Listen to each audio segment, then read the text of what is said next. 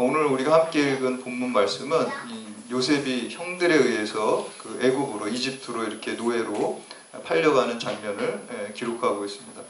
여러분 한번 생각해 보세요. 그 요셉은 17살인데 청소년에다가 굉장히 부잣집 도련님으로 막 채색 옷을 입고 떠받들어서 고생 하나도 안 하고 자랐거든요. 근데 하루아침에 노예가 된 거예요.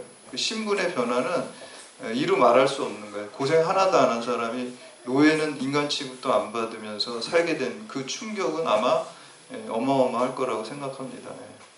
저희 아들도 군대가 있는데 군대에서 힘드니까 불평불만이 굉장히 많아요. 그래서 고생을 별로 안 해가지고 그래서 그 이해가 되더라고요. 아마 요셉도 아마 그런 너무너무 어려웠을 거예요. 극과 극으로. 그러니까 우리가 속된 말로 말하면 팔자가 사나운 거고 세상 사람들은 어떻게 보면 다 운명론자라고 말할 수가 있습니다. 그 운명을 의식적이건 무의식적이건 이렇게 받아들이면서 살아가고 있습니다. 그 니체라는 철학자의 유명한 말 중에 그 아모르 파티라는 얘기가 있습니다. 아모르 파티 그 노래도 있잖아요.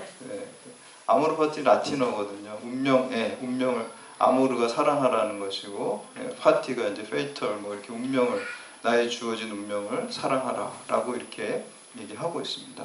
근데 그 운명을 사랑하라고 그러는데 그 니체 같은 경우는 고통이 많이 오더라도 그거에 이렇게 약하게 좌절하는 것이 아니라 그 고통이 클수록 좋다는 거예요. 그거를 다 뛰어넘으면서 초인이 되고 이렇게 슈퍼맨슈라고 그러고 이제 무슨 슈퍼맨이라고 그러는데 사실 그 극복인이거든요. 이렇게 능력이 강한 사람이 그걸 극복하는 사람이 될 때 내가 초인이 되고 더 위대한 사람이 된다. 그래서 예전에 제가 스타우트라는 흑맥주 선전해 보니까 고통아 와라.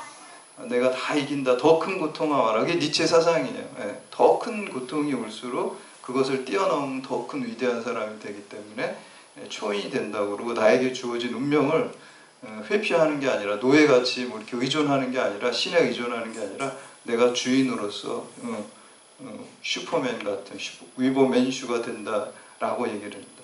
그런데요 듣기에는 굉장히 그럴싸하고 매력적이에요. 저도 20대에 굉장히 니체에 빠져서 살았는데요. 그 니체의 삶을 보면 그 마지막 10년은 정신병에 미쳐가지고 살았어요. 제가 한번 생각해 봤어요. 왜 니체가 그렇게 강하게 남자답게 주인으로 노예도덕 말고 주인으로 내가 살고 내 운명을 살아가면서 살라 그랬는데 왜 10년 동안 그렇게 미쳤을까? 사람은 그렇게 살 수가 없는 거예요. 내가 주인으로 사는 삶이 아니라 예수 그리스도께서 주인으로 된 삶을 살아갈 때 우리가 건강하고 또 진리의 삶을 살 수 있다는 것을 보여주는 것입니다. 그래서 우리는 약함을 인정해야 돼요. 오히려 내게 능력 주신 자 안에서 내가 무엇이든지 할 수 있다라는 것이지 내가 뭘 하는 게 아닙니다. 믿음으로 산다는 건요 하나님을 주인으로 모시고 사는 거예요.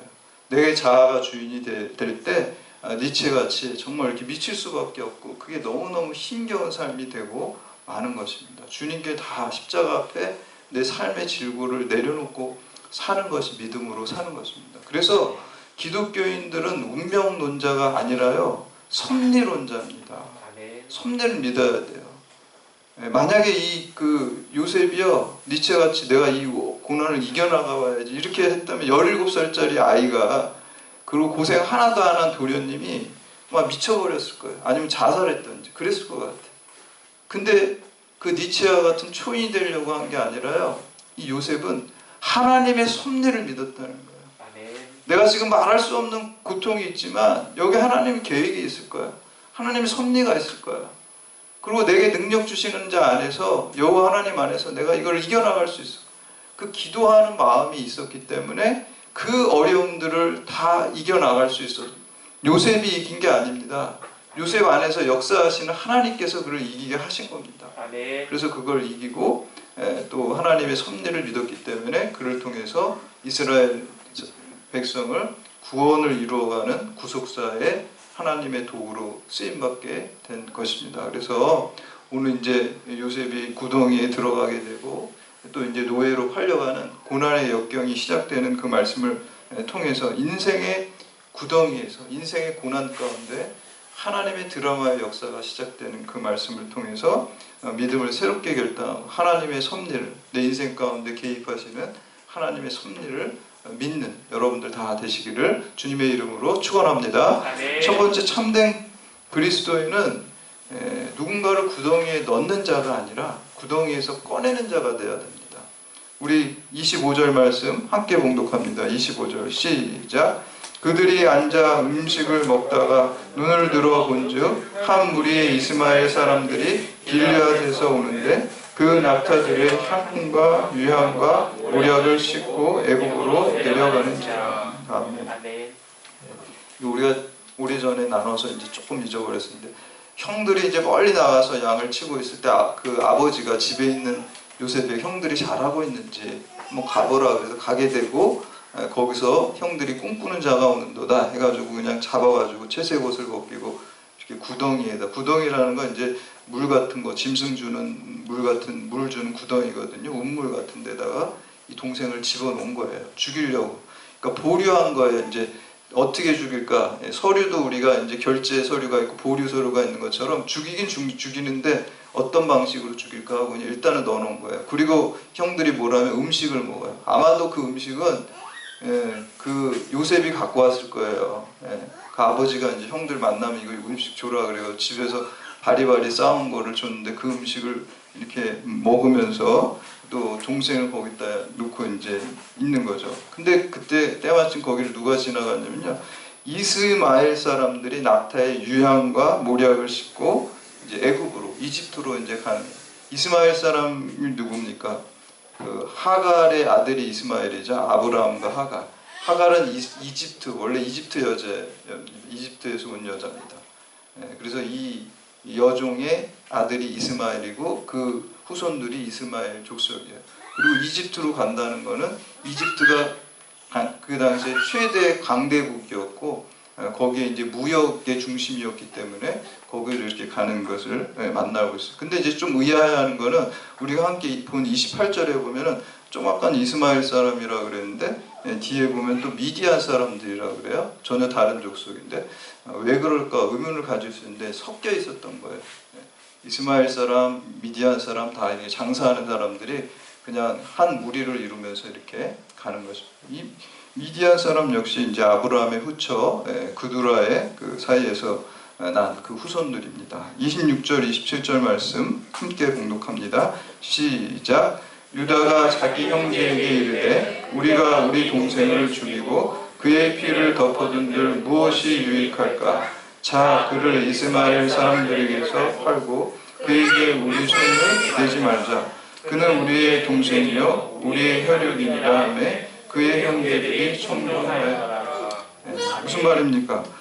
형들은 이 요셉을 일단 살려둘 생각은 없었어요. 죽이긴 죽일 건데 뭐 칼로 죽일 건지 아니면 뭐 어떤 다른 방식 동물에게 던질 건지 뭔가 이렇게 지금 죽이는 건 결정됐는데 어떤 방식으로 죽일 건가는 아직 보류 상태에 있었어요. 근데 이때 유다 그 야곱의 이제 네 번째 아들이죠. 유다가 이 네 번째 아들이 제안을 합니다. 우리 그냥 이렇게 한 번에 죽이면 저 미운 놈 아주 밉상이잖아요.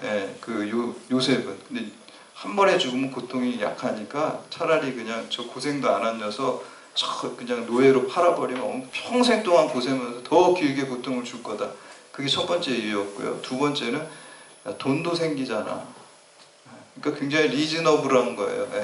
그러니까 다 동일한 거예요. 굉장히 타당하니까. 고통도 오래 주고 돈도 생기니까 일석이조고 금상첨화다 그래가지고 다 동일해가지고 이제 팔아넘기게 되죠. 28절 말씀 함께 봉독합니다. 28절 시작. 그때 미디안 사람 상인들이 지나가고 있는지라 형들이 요셉을 구덩이에서 끌어올리고 은 20에 그를 이스마엘 사람들에게 팔매 그 상인들이 요셉을 데리고 애굽으로 갔더라. 당시에 이 건장한 성인 남자는 은 30이에요. 근데 이제 요셉은 좀 17세 미성년자이기 때문에 은 20에 팔리게 됩니다. 이 나중에 가룟 유다가 예수님을 팔 때 그 판 값이 은 30에 파는 거예요. 요셉은요 예수님을 예표해요. 구약 성경이 예수님의 모형이에요. 그렇게 팔았지만 그가 이제 나중에 이 형제들을 다 구원하는 그 주인공이 되는 것을 볼 수가 있습니다. 여러분 여기서 보면요 유다가 지금 이 요셉을 구덩이에서 건져내는 역할을 하게 됩니다. 팔자고 제안을 했죠. 그것 때문에 유다를 통해서 살게 됐고요. 맨 마지막에 또 뒷변에 가면은 그 곡식이 없어가지고 총리 대신이 된 그 요셉 앞에 섰을 때 지금 민질로다가 베냐민을 잡으려고 그러죠. 그때 유다가 뭐라 그럽니까? 우리 아버지는 요셉이라는 사랑하는 아들이 있었는데 그 아들을 잃어버리고 너무너무 상심하고 있는데 그 같은 형제인 베냐민까지 잃어버리면 우리 아버지 죽습니다. 그러니까 이 베냐민 말고 나를 인질로 잡으라고 유다가 얘기를 해요. 대신 죽겠다는 거예요. 사실 죽게 되면 죽겠다는 거예요. 유다는 어떤 사람이요? 두 번에 걸쳐서요 구덩이에서 꺼내는 역할을 하고 있어요. 여러분, 이 유다 지파에서 예수 그리스도가 탄생을 하게 됩니다. 이건 우연이 아니라요, 예수님께서는 우리가 사망의 구덩이에 죽을 수밖에 없는 우리들을 구덩이에서 건져내는 그 구원의 역사를 이루셨습니다. 그게 유다 지파를 통해서 예수 그리스도께서 탄생하신 이유입니다. 오늘날 우리들도 마찬가지입니다. 그리스도인은요 예수님과 같은 역할을 해야 돼요. 죽을 수밖에 없는 우리 주님을 모르는 자들에게 주의 복음을 전해줌으로써 예수 그리스도를 통해서 구덩이에 꺼내는 역할. 여러분, 사랑하는 사람에게 가장 크게 줄 수 있는 선물이 뭔지 아십니까? 무슨 뭐 좋은 선물을, 물질적인 거를 주는 게 아니라요, 예수 복음을 전하는 겁니다. 그게 가장 사랑하는 사람에게 제일 큰 걸, 영원한 생명을 주는 거잖아요. 무슨 값비싼 무슨 백을 주거나 값비싼 뭐를 주는 것보다도요, 그건 비교할 수도 없어요. 영원한 생명을 주는 거예요. 그래서 여러분, 사랑하면 전도할 수밖에 없어요. 내가 누군가를 사랑하는데 그 사람에게 영원한 생명을 주지 않고 그냥 멸망의 길로 내버려 둔다는 것은, 그것은 그 사람을 사랑하는 게 아니에요. 그래서 우리는 사랑하기 때문에 전도하는 것이고요, 그 구덩이에서, 사망의 구덩이에서 건져낼 수 있는 것이 예수 그리스도의 예수 생명을 우리가 전해주는 것입니다. 그래서 오늘날 우리가 이 경찰대학에 하나님께서 있게 하신 이유는요, 이 경찰대학에 많은 믿지 않는 영혼들, 구덩이에 빠져서 죽을 수밖에 없는 그 영혼들을 우리가 유다와 같이 건져내는 역할, 예수 그리스도와 같이 건져내는 것이 그리스도의 사람이 해야 될 사명인 줄을 믿으시기를 바랍니다. 두 번째는요, 심은 대로 얻습니다. 우리 31절에서 35절 말씀 함께 봉독합니다. 시작. 그들이 요셉의 옷을 가져다가 숫 염소를 죽여 그 옷을 피에 적시고 그의 채색 옷을 보내어 그의 아버지에게로 가지고 가서 이르기를, 우리가 이것을 발견하였으니 아버지 아들의 옷인가 보소서 하매, 아버지가 그것을 알아보고 이르되 내 아들의 옷이라, 악한 짐승이 그를 잡아먹었도다.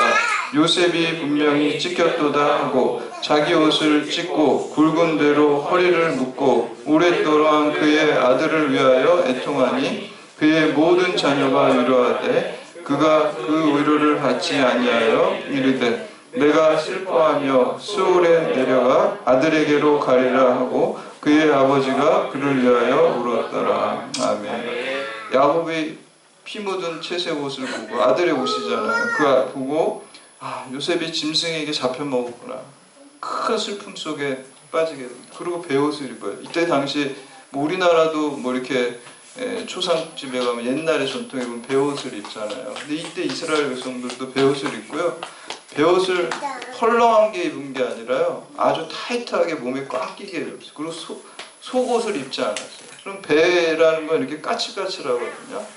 그러면 이 아주 거친 배를 입으면은 이 꽉 끼는, 뭐 스키니진 같이 그냥 아주 꽉 끼는 거를 입어버리면 이 살갗이 다 쓸려가지고 전체가 살갗이, 온 몸이 다 이렇게 까칠해진다니까. 그 이유는 자식을 잃은 그 아픔, 마음의 아픔을 완화시키기 위해서 육체의 고통을 주는 거예요. 육체의 고통을 통해서 좀 마음의 고통을 좀 잊어보려는 하나의 노력 중에 하나가 베옷을 입는 거예요. 마치 우리가 간호사가 주사 놓을 때, 옛날에 이렇게 엉덩이에다 주사 놓을 때 그냥 멀쩡한 데 탁탁 때리잖아요. 왜냐면 주사 바늘이 아프니까 이제 다른 데로 신경을 분산시키는 것 같은 역할을 하는 것입니다.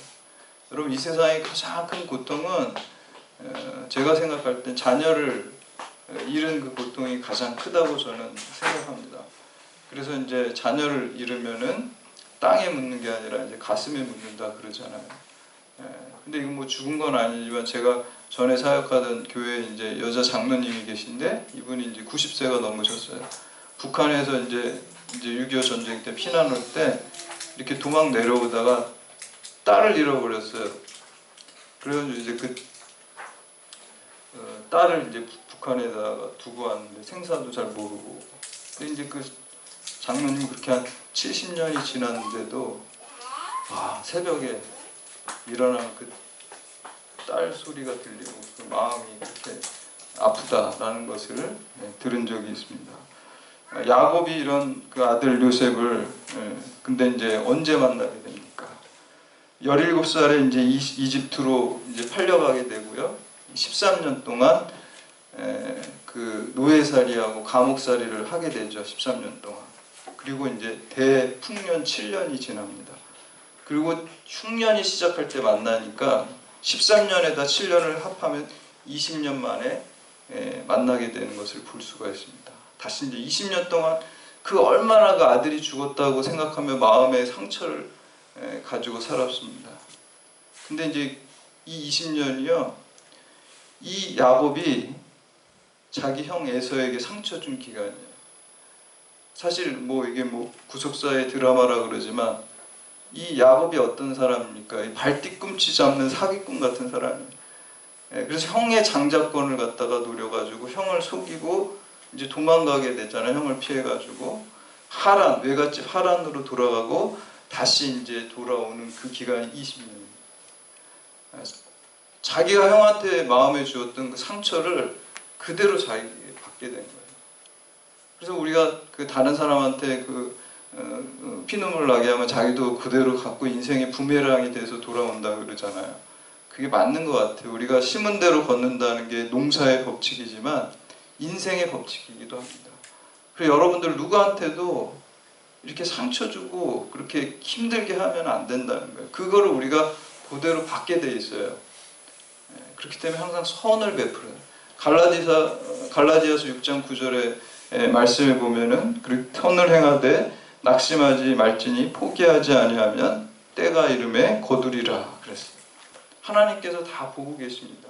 우리의 마음과 우리 행동을 다 보고 계시고 그게 부메랑처럼 그게 악이면 악으로 또 선이면 선으로 다 받게 돼 있습니다. 그래서 우리가 그것을 명심하고 어떤 사람을 만나든지요, 좀 허물이 있고 잘못한 게 있어도 나도 사실 그런 허물이 있고 잘못이 있거든요. 그러면 그냥 용서를 해주시고 또 사랑으로 품고 기도해 주시면 나도 똑같이 그 헤아림으로 우리가 용서 받을 수 있습니다. 그리고 많은 사람들이 관계에 있어서 불평불만하는 것이 비판하면서 이렇게 하는 거예요. 근데 한번 역지사지로 생각해보면 뭐 나도 다른 사람한테 100점 아니잖아요, 여러분. 그렇잖아요. 내 자신도 다른 사람한테 100점이 아닌데 저 사람은 나한테 100점이기를 바라고 거기에 대한 불만을 갖는 거예요. 그렇게 하지 마시고 우리가 역지사지와 또 심은 대로 거둔다는 마음으로 살아가는 것이 성숙한 신앙인의 모습입니다. 마지막으로 세 번째, 하나님의 역사는 이 고난의 구덩이에서 시작됩니다. 사실 이 요셉의 그 드라마, 또 요셉의 구원의 역사, 요셉의 하나님께서 주신 영광의 역사는 오늘부터 시작되는 거예요. 채속옷 입었을 때 시작된 게 아니라 오늘 시작된 거예요. 우리 24절 말씀 함께 봉독합니다. 시작. 그를 잡아 구덩이에 던지니 그 구덩이는 빈 것이라 그 속에 물이 없었더라. 원래 이 구덩이는 물이 있어야 돼요. 근데 없었다 그래요. 왜 물이 있어야 돼? 동물들 이렇게 물 주도록 모아놓은 우물 같은 그런 물인데 물이 없었다는 거예요. 만약에 물이 있었다 그러면은 요셉이 거기서 해고적거리다가 그냥 물속에서 죽었을 거예요. 물이 없었다는 거는 하나님께서 그 물을 비워주셨다는 거예요. 물만 비워주신 게 아니라 거기에 뭐가 가득 차 있었냐면 물속에서 죽을 수밖에 없는데 물을 하나님이 섭리 가운데 비워주셨어요. 그를 살려주셨다는 것은 그거는 고난의 구덩이이면서 동시에 그것은 하나님의 은혜의 구덩이였다라는 것입니다. 물이 없고 하나님의 은혜가 충만했습니다. 그래서 이 자기밖에 모르고 또 고생을 안 하고 성숙하지 못한 이 요셉을 이 구덩이에서, 고난의 구덩이에서부터 이를 빚어주시고 깎아주시고 구원의 역사의 주인공으로 만들어 가시는 것을 볼 수가 있습니다. 여러분 이 세상에서 고난을 좋아하는 사람은 아무도 없어요. 고난 다 싫어요. 인지상정입니다. 그러나 고난이 없으면 절대로 사람은 성숙해질 수가 없습니다. 그리고 하나님께서는 성경 말씀에 보면 하나님의 사람을 항상 고난을 잘 활용해가지고 그 사람들을 키워가는 것을 볼 수가 있습니다. 그래서 C.S. 루이스는 고난은 하나님의 음성을 듣는 확성기라 그랬어요. 고난 가운데 하나님 만나게 돼요. 아마 우리가 이제 11월 1일부터 21일 동안 간증을 주로 듣게 되잖아요. 제가 예언을 하겠습니다. 다 고난 얘기할 거예요, 분명히. 네, 다 고난 얘기할 거예요. 내가 이렇게 죽을 병에 걸렸는데 막 기가 막힌 얘기들을 할 거예요, 아마. 뻔해요, 제가. 근데 거기서 끝나는 게 아니잖아요. 다 그 고난 스토리 가운데 하나님께서 그 고난이 그냥 고난의 구덩이가 아니라 은혜의 구덩이였다는 것을 아마 다 간증할 것이다. 네, 저는 안 들어봤어요, 저분들 간증. 근데 예언을 하는 거예요. 간증은 다 그런. 하나님께서 항상 고난을 통해서 역사하시고 고난을 통해서 우리를 세워주시고 그렇기 때문에 믿음의 사람들에게 있어서는 그 고난을 아까 뭐 니체가 말한 것처럼 그거를 내 힘으로 이겨나고 초인이 돼 그렇게 하다가는 10년 동안 정신병자 걸려서 죽고 마는 거예요. 그렇게 하는 게 아니라 여기는 하나님의 섭리가 있어. 그 섭리를 믿고 하나님을 붙들고 나의 연약함을 고백하고 주님의 힘을 의지할 때 요셉과 같이 영광의 자리로 또 믿음의 승리자의 자리로 나아갈 수 있다라는 것입니다. 그래서 여러분 인생의 고난들이요 부정적이지만 거기에 하나님께서 역사하시는 긍정적인 요소가 반드시 있다라는 것입니다. 사람은요 사실 긍정적인 경험보다 부정적인 경험이 더 사람을 변화시킵니다. 우리가 그렇잖아요. 우리 뭐 젊었을 때 서로 남녀가 이렇게 만나서 연애할 때보다 이별한 게 더 우리 기억에 남거든요. 이별한 건 부정이에요. 사랑했던 기억보다 이별했을 때 더 충격이 크고 그 사람을 바꿔버리거든요. 그런 것처럼 우리 인생의 고난들이 우리를 변화시키고 우리를 빚어가는 하나님의 도구인 것입니다. 그래서 요셉이 처음에 그 보디발 장군 집에 노예로 이제 팔려 들어가게 되죠. 그것도 하나님이 다 섭리하신 거예요. 그 많은 집에 왜 보디발의 집? 이 보디발의 집은 그 바로 왕의 그 죄수들, 정치범들이죠. 고위공직자들, 아예 그 정치범들을 갖다 가둬두는 감옥까지 갖춘 그런 집이에요. 거기서 뭘 배우냐면 요셉이요, 이 자기 부인하고 뭐 이것만 배우고 다 이 집안을 다스리라 그랬잖아요. 재무 관리하는 거예요. 재무 관리 배운 거예요. 그러고 나서 그 보디발의 아내 때문에 억울한 누명을 씌워가지고 자기를 강간하려고 했다. 억울하게 누명을 씌워가지고 감옥에 가죠. 근데 거기 감옥은요 소매치기 뭐 이런 사람들이 있는 게 아니에요. 고위공직자들, 정치범들, 국사범들이 있는 감옥. 그러니까 대화는 거기서 정치 배우는 거예요. 그리고 거기 사람들을 다 관리하라 그랬잖아요. 인사 관리하니까. 재무 관리 배웠죠. 인사 관리 배웠죠. 정치 배웠죠. 국무총리 할 거 지금 다 교육 13년 동안 밤낮으로 아주 스파르타로 배운 거예요. 하나님이 다 준비시킨 거예요. 여러분 민족이 완전 다른 히브리 사람이 14년 동안 내가 저기 그 당시에 최고의 강국인 이집트에 가서 내가 바로 다음에 2인자 바로야 뭐 태어난 왕이니까 그렇지만 왕족이 아닌 이상 최고의 자리가 총리 대신의 자리에 가겠다라고 계획을 하고 아마 유학을 가가지고 이집트 유학 가가지고 요셉이 막 정치하고 막 스케줄 짜가지고 하면 절대 13년 만에 국무총리 못 됩니다. 하나님이 역사하시니까 그게 가능한 거예요. 그래서 거기서 다 배워가지고 그냥 꿈 한번 해몽해줘서 된 게 아닙니다. 꿈도 하나님이 해몽해줘. 그 많은 기간에 하나님께서 그를 철저하게 준비시킨 다음에 꿈을 통해서 역사하시는 것이지 그냥 하루 꿈꾼 거 해몽해가지고 되는 게 아니라는 것입니다. 그 많은 고난의 시간과 하나님의 또 특별한 계시와 또 일반적인 역사가 두 개가 합쳐져가지고 특별함과 일반과 합쳐져가지고 하나님의 구원의 역사가 일어날 것입니다. 여러분 오늘 인생 가운데 어떠한 고난이 있고 어떠한 구덩이가 있습니까? 믿지 않는 사람은 이건 내 운명이라 내 힘으로 이기려고 합니다. 내 힘으로 사는 게 아닙니다. 그리스도의 능.